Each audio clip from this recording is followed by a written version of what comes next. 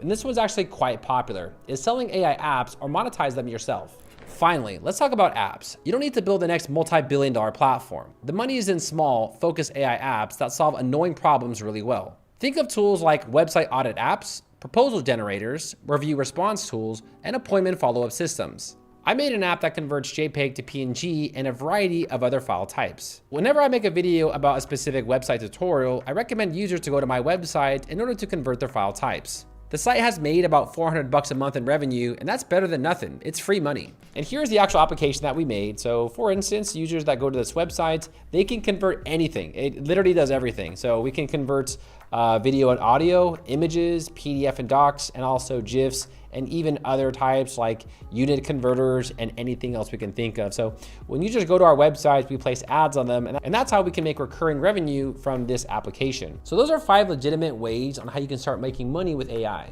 The thing is, it is really getting competitive out there, so you really have to think outside of the box in order to make money with AI. If you want, I can actually build any one of these in the next video step by step. Just let me know which one you want me to build in the comments below. And if this video helped, make sure to give me a big thumbs up. My name is Daryl Wilson, and I will see all of you party people later.